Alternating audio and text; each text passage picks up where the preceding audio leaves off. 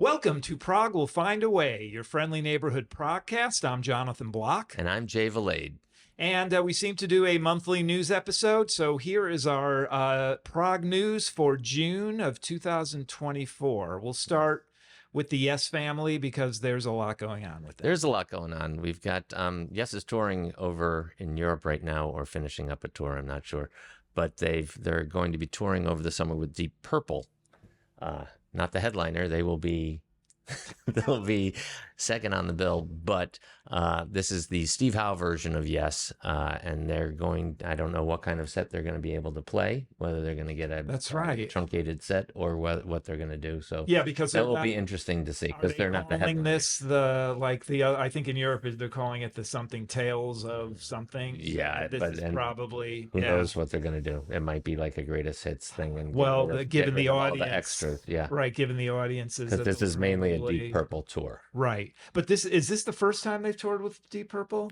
And I don't know if they might have done some dates I know in the ELP, early 70s, I think, but I don't think they were like a big Purple Yes combo. It's an interesting combo, but I'm interested to see what happens. So I did get tickets because I also got tickets to the other tour that is happening right now, which is John Anderson with the band Geeks. So he and the band Geeks are putting together a show. They're on tour right now, so I'm going to see them in a couple weeks when they make it through our area. Nice. Where they're playing classic Yes stuff, but also new stuff from a new album they've just put together. Right, and it's called True. And you are purposely not listening to that, correct? I was trying not to listen to, because there was stuff on YouTube from the first night, and I was like, well, I don't know if I want to hear their very first version of that song from somebody's video, from somebody's phone, or whether I want to just wait to see it live myself and then hear the studio recording.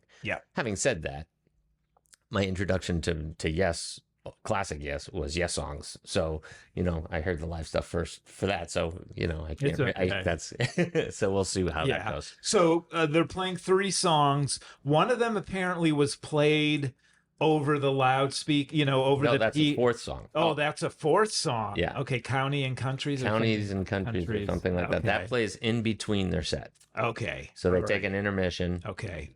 They play that song in the meantime. I cannot name the songs, so I don't know if they all have names. One of them we know is Shine or Shine On. It's Shine On. I do have them here. The one does stick out to me. It's a little longer. It does harken back to classic Yes, which obviously is kind of, it should, because they sound like they do classic, sound like them. Yes, absolutely. The gentleman on guitar, sounds more like Steve Howe than Steve Howe does these days. So, like Steve Howe used to. Like Steve Howe used to in the 70s. It's definitely a bit of the glory days to an extent. Yeah, there's 3 songs that they're playing. They're playing a song called Shine On, which they did put a snippet on their website or something. So of the studio version. Yeah. They're playing a song called Thank God, which the reviews of that have been, it's a song that John wrote for his wife, so it's kind of a mellow sort of thing, or a little more sentimental. And then True Messenger is the last one. Okay. That's the long one. It is. I think it's like 10 minutes long. Yeah. So it goes through different moods. It's an interesting tune. But to your point, clearly listening to it from the first night in a YouTube recording, it was like, I'm sure it sounds better than this, It's not like it would sound bad necessarily. But no, it's more like, this probably sounds really good live. Yeah. It was more of that thing. So, and I don't think they've even announced it yet, but I just noticed that there's a date in the New York to the tour. Yeah, in the New York area for September. Okay. So they are apparently prolonging the tour, and a little bit larger venue than they're playing this time around. So now the bad news, though, is that to get the number of new songs, they had to drop something, and it seems like they've dropped Gates of Delirium. So that's not to say they won't bring it back. I mean, they're doing the other 2 classics. They're doing Close to the Edge, and they're doing Awaken. Yeah, and I mean, I could envision Switch up. Well, yeah. I mean, lots of bands do that. Yeah. I mean, Crimson, when we saw Crimson, it was like, if you didn't see the song one night, you were probably going to hear it the next night. Yeah. So the amount of work they had to put in, because it was a great version of Previously, yeah, it just seems like a shame to just tour. not do it. Yeah.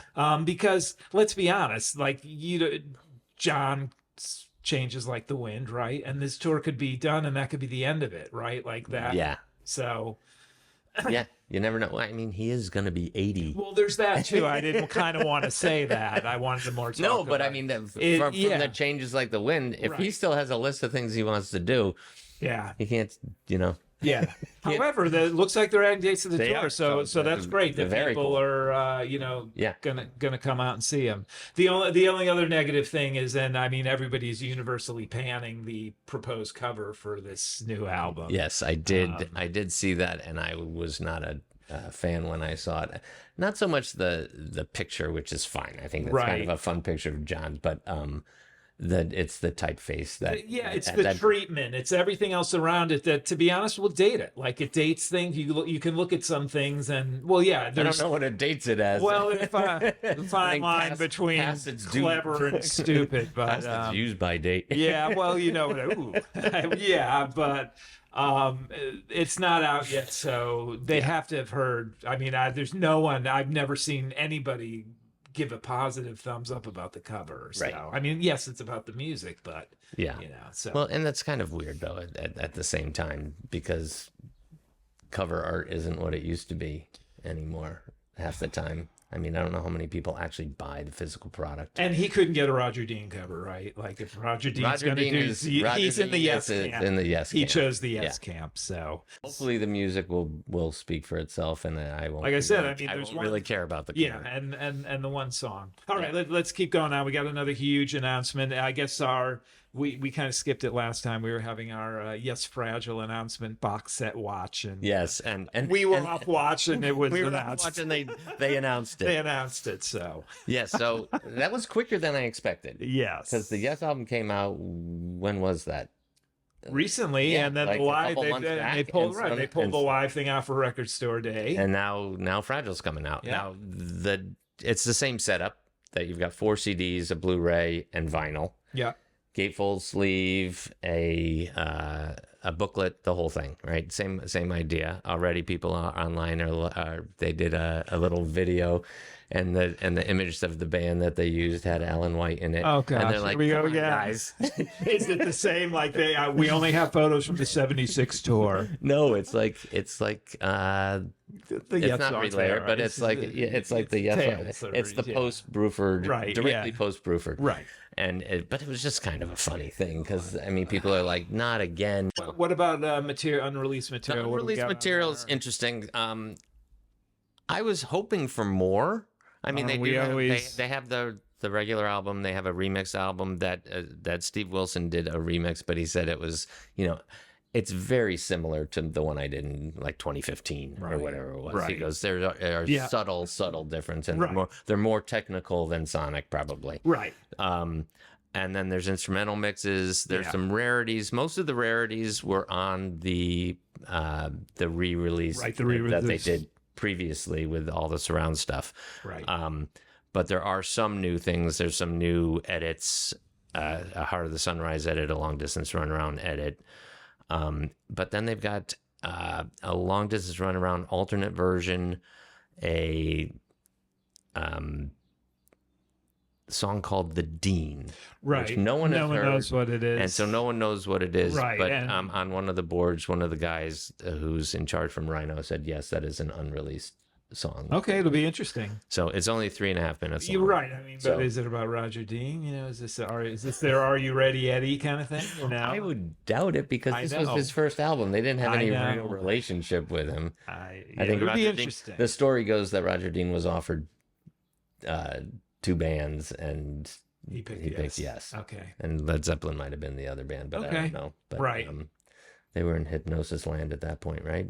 Probably. Or not yet. I'm not sure. No, right. That would have been 4, Led Zeppelin 4-ish period. Yeah. So not yet. So he picked Yes, and that's the rest is history. The rest is history. So, but I don't know if they had a relationship with him yet. Yeah. Well, it'd be interesting. I mean, so it's always good to kind of have a song come out of the Yeah. I like the format. I like the format of the Yes album box set. I didn't buy it, but they have it available on streaming, and so it's interesting to listen to all the versions in a row of, you know, the remix, the Steve Wilson, you know, then the just remastered of the original mix, and then the instrumentals, and then the I like that. And then they have, of course, the there are a song or two that's already available on streaming.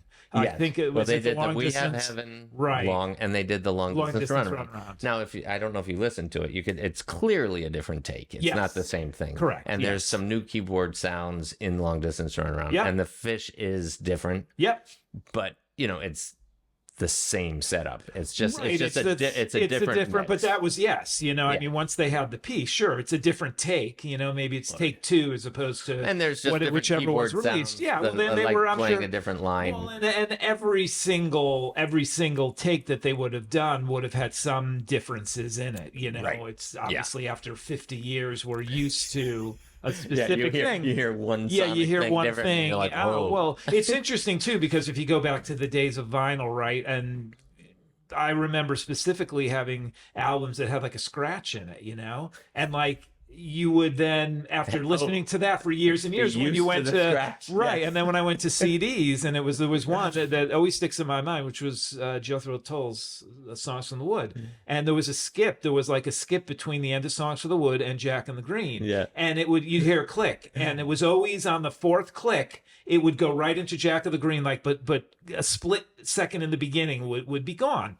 So you still hear that in your ears for years and years. Anyways, so there will be the Atmos mix and the stereo mix and the stereo all that kind of stuff. But they do you also listen to the Atmos mix? Was there an Atmos mix of the Yes one? Yes. And is I liked it. Yeah, you like cool. it? Okay.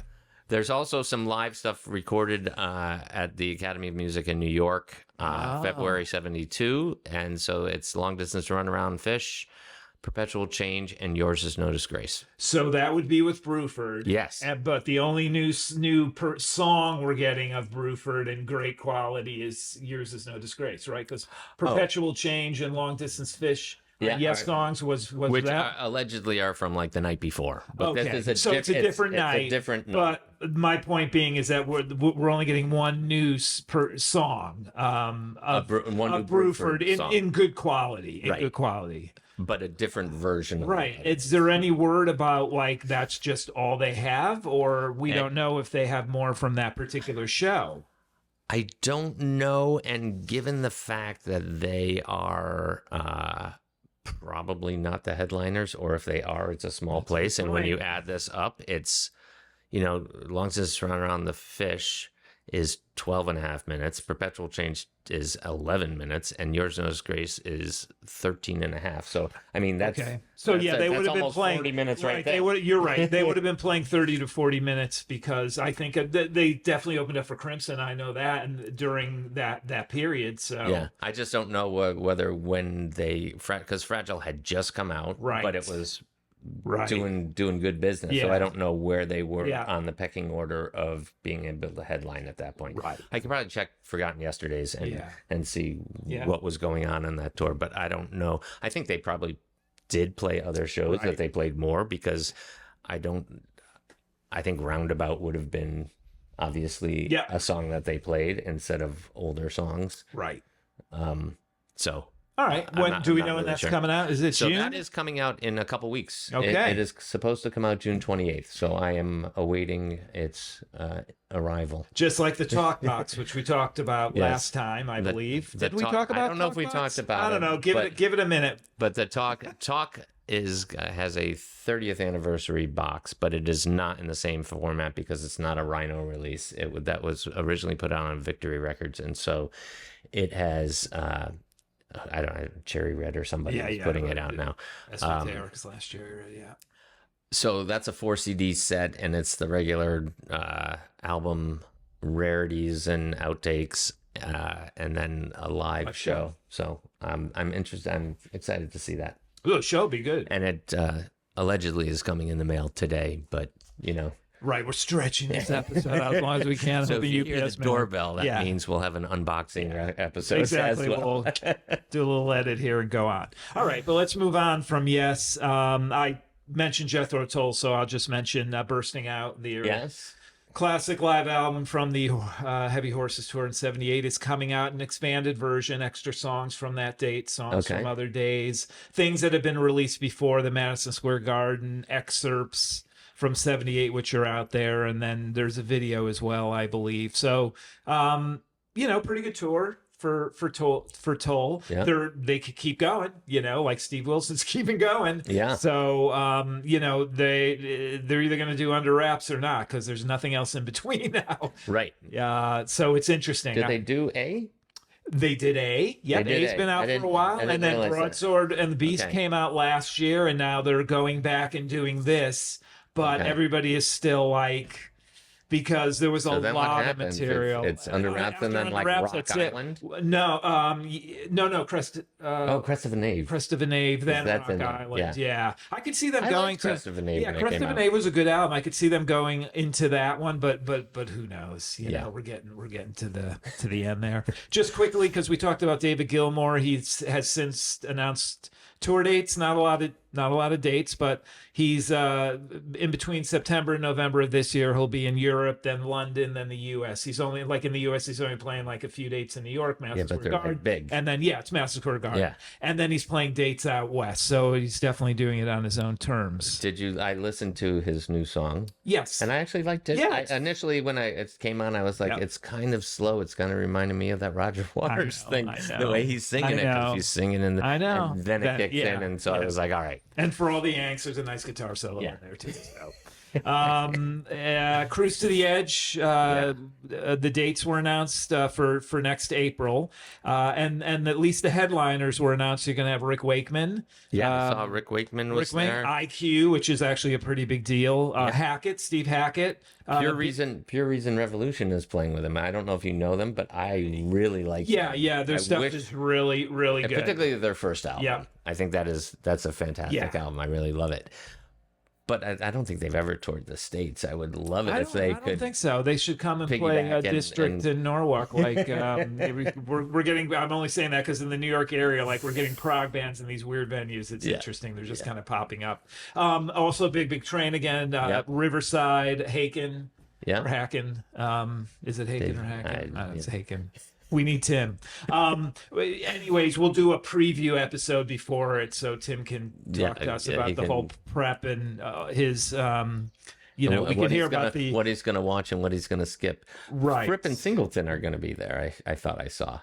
Seriously? During the talk. I thought I saw something about that. I can't see him on a boat. Like there's nowhere to escape to. I know. Well, I had it pulled up. I don't know where it went. Tim can also tell us any trials and tribulations of signing up for the gold. Is it the gold circle or platinum circle? I mean, he may already be signed up for all we know. Oh, I know where it was.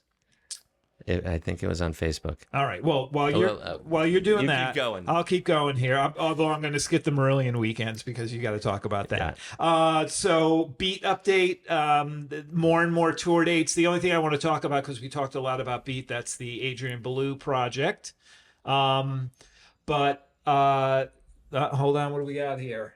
Please welcome what will be a great event and interaction with Robert Fripp and David Singleton on board Cruise to the Edge 2025. That's just blowing my mind. Yeah. I don't know how that's going to work. What do I know? I'm just going to stop saying anything. Anyways, that's cool. Back to Beat. So that's the Adrian Belew, King Crimson Steve 80s I, project. Yeah. Tony Levin. Anyways, happy birthday, Tony Levin. Happy birthday, Tony Levin, recently, by the time this video comes out. They've been moving some of the shows to bigger places. Oh, they have? Yeah. So apparently it's been selling a lot better than they thought it would. And there's a number of shows that are being moved to bigger places or different announcements. So where were they in New York? Were they at the Beacon or something? And it sold out like immediately. Yeah. A lot of shows sold out. They didn't know what to expect. I mean, that's understandable. And boom. The bad news is we're not going to get them here.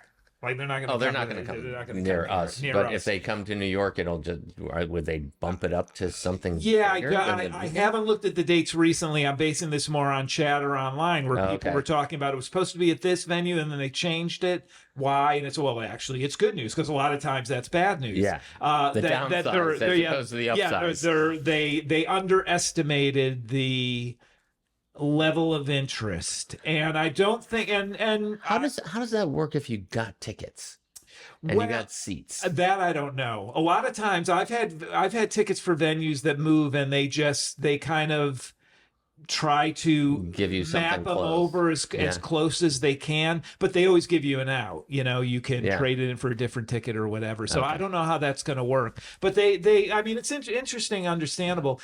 From my gut reaction to that is that they were looking at through the Adrian Belew trio stickmen lens. And they didn't they didn't have the Steve Vai factor in there. And I don't say that. I only say that because or the Tool factor. But Steve is a solo artist in his own right and can pull in probably pulls in more people than Adrian and Stickmen do. So they probably were just testing the waters, and because I don't know. Like, I wouldn't go see him because I want to hear that music. I mean, I heard that music then from the band. It's more like, I want to hear what Steve Vai sounds like. Not like, oh, I want to hear, the music part of it. I'm sure it'll be cool.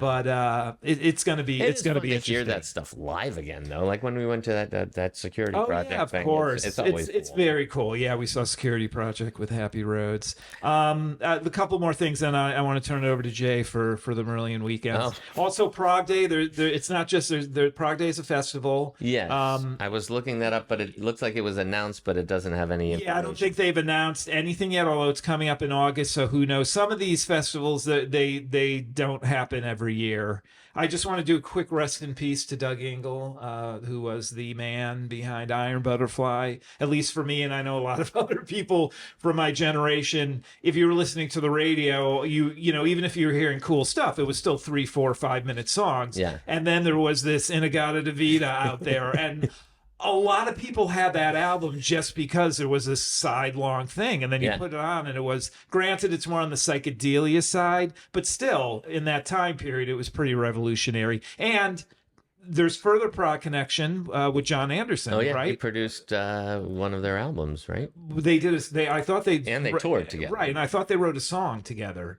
Is it Science or something? He didn't produce it. He might have. I think they co-wrote a song. That he produced. Badger, and Badger toured with him, right? I don't think Iron Butterfly. No, there's a song on one of their later albums. It was 71 or 72, and there's a co-written song. It's like Sun and Something, or I should have been more prepared. Because they did tour with Yes. Okay. Or toured with them. With Iron Butterfly, very early. Definitely, and they would have both been on Atlantic and whatnot. Okay, anyways, just rest in peace for him.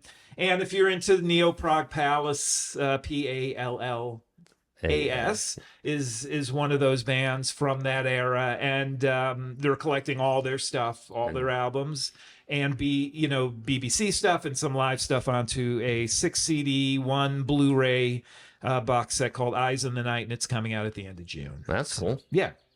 So Marillion Weekends were announced. So they have announced Marillion Weekends for next year. They're doing Port Zealand again, and that is a 4-night event, which they've put tickets for sale already. They've got Montreal again. That's a 3-night event. Paris, Girona. Is that it's in Italy someplace. Yep. Padua, Leicester, Oslo, Berlin. So they're doing a whole bunch of them, but most of them are 2-night events, or a 3rd night, which is a quote-unquote party or something. So this is like a tour. This is a tour. It is like a tour. Is it going in like an order where they're going from one place to another? Or is there times between? It starts in March and ends in June. No new album on the horizon. Do you think there is a new album on the horizin, I believe? Will it be ready by then? Not that I know of. I only say all this because they're kind of funny because they're like, we're working on it, and in a. But by booking all this, they either they're almost saying in 2025 this is what we're doing, kind of thing, or you think I mean, it's cool. Yeah. But I think that the Montreal one is which would be the North American one that we would be attending if we go, is a 2 nights of Marillion and 1 night of something else. Really? Because they said that we can't do this 3-night thing in a row anymore. We're too old. So is that just for Montreal or everywhere? No, the other ones are, some of them are only 2 nights. Oh, okay. So why are they doing 3 nights? Because they're coming all the way over, and so they're. So what's the guy? You don't know. So it could be like details, solo. more details. Yeah, to so it follow. could be a Steve Rothery, or it could be H, or could be Marillion adjacent stuff. Okay. It could be just that they open up the venue and they Right. have like vendors and stuff. Q&As Right. or yeah. Oh, whatever. yeah. They could do that kind I of have stuff. no idea. Yeah. You're just I'm spitballing. You're spitballing here. Okay. But you spoke in the future tense, so you don't have tickets yet, or they haven't gone on sale. More details to follow okay. is They're what, just the only thing. save The the only one dates. that's on sale, Port Zealand is on sale, and I believe Girona. Okay. I don't even. But know if that's you're how not you going say to it. any of these, right? You're going to. I would go to and Leicester. Okay. I would go to the Montreal one. Okay. But we know the dates, so the Airbnb is Okay. That's yeah, already it's getting reserved. booked. Nice. The whole family going again? No, I don't. No. I don't think It's a so. One-time only. Somebody event. will be here watching the dog. Dogs. Well, there you go. Okay, well that sounds great. So mark the dates and Yeah, so that keep an eye is out. the Montreal one is March 28th to the 30th, 2025. All right, great. So fun times. Fine. Any other news? I don't think so. That Yes Box coming out of the Yeah. blue was kind of neat, and then the extension on the Band Geeks tour those were my big news. Yeah, I mean, other than obviously people dying, it's actually a pretty positive kind of state in the Prog world right now, with everything, all these new things being announced, and bands are thriving right now. Yeah, and as we were saying before about like these bands just showing up at our local venues who are international but smaller name recognition. Even one of the local venues was having a band came through. They do a bunch of covered gigs as well as their own stuff, and they did a night of Prog. So I mean, it's know. It's There's great got to be see. some sort of draw. It's great to see. Well, it's a big tent now, right? We talked about that last time, where when we were growing up, it was pretty narrow. Yeah. And it's a big tent now. And speaking of big tents, actually, thanks everybody for listening, for watching. Tune into our next episode. We'll actually be talking about the Decemberists. Yes, we will. So that should be an interesting episode. Yeah. So Prog will find a way. If you want it to.